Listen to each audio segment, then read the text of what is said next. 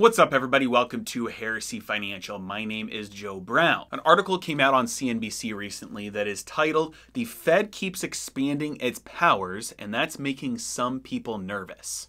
Yeah, understatement of the decade. So let's talk about that. We're going to talk about what are these things that the Federal Reserve is expanding into, that it's taking powers that it doesn't legally have, and where is that going to lead? Ready? Let's dive in.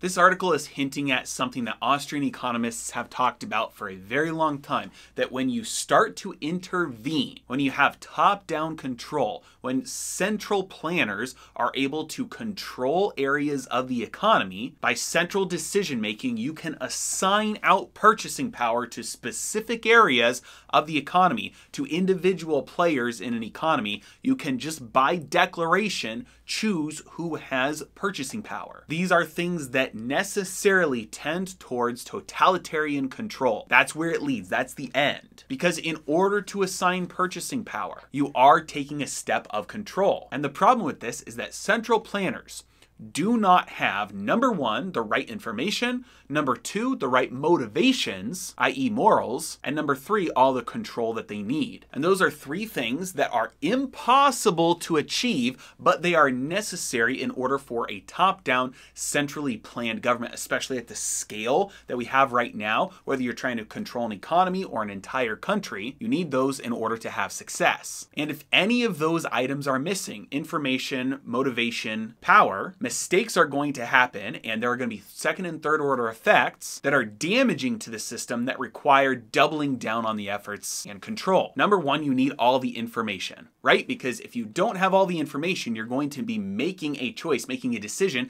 based off of flawed data. And that by itself is an impossible feat to achieve. You can collect more and more and more data, but essentially it is impossible to aggregate all of the information that is distributed throughout all the individual players in the system without actually being the decentralized system itself. It's just definitionally not possible, which means that they're always acting on either flawed or missing data. Number two, you have to have the right motivations, i.e. morals. If you're going to be making decisions, even if you have all of the data and all the control to make all the decisions, there's always the possibility that the motivations are not pure and are not the best for the system, but they're best for particular players in the system, which is by definition necessarily going to be bad for other players in the system if it's not the best decision for everyone. And number three, you have to have all of the control, because if you have all the right motivations, you're perfectly moral, and you have all the correct information to act on, but you don't have the power or the capability to actually implement what you know should be implemented, you're going to make a decision that is necessarily less than ideal and will lead to bad consequences. This is the philosophical idea behind Jesus as the King of Kings, because the only way to have a totalitarian kind of like dictatorship, top-down control of a system is if you have somebody who's in power, who has all the control, omnipotent,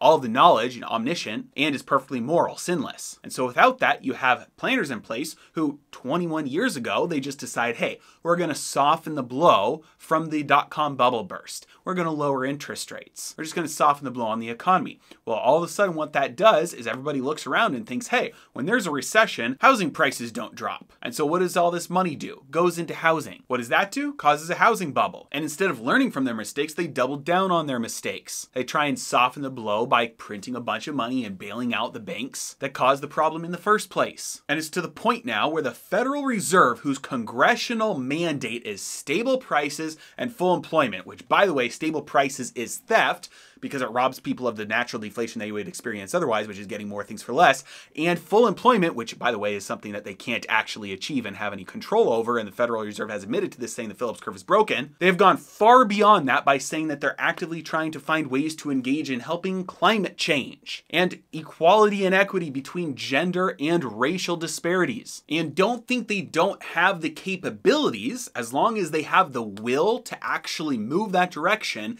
they can impact those things. My point is that they will impact them in a way that is bad. They will not do it well. There will be consequences, second and third order effects that are unintended and unforeseeable that will cause more damage than if they had just stayed out of it. And it looks like Congress couldn't care less. Over the last year and a half, they've overstepped their congressional boundaries. They've established special purpose vehicles at the Treasury, buying things there, since they can't hold them on their own balance sheet, that they're not actually allowed to buy by law, like high yield bonds, and they've overstepped their bounds so much that now it looks like they have no restraints except the ones that they place on themselves. This has caused many bankers and ex-Federal Reserve employees to become very concerned and start to speak out about it. Imagine that. Bankers are concerned about the overstep of the Federal Reserve. I'm going to read this quote from Danielle DiMartino Booth, and I've interviewed her on this channel before. If you haven't seen that video, I'll link it right here. And I've talked about her book. It's a fantastic book. I'll have that linked in the description below. But she used to work at the Federal Reserve, and she said this: "I'm absolutely alarmed by what's happening inside the Eccles building where the Fed is headquartered. It's simply remarkable that the purview of scientists and politicians has made its way into central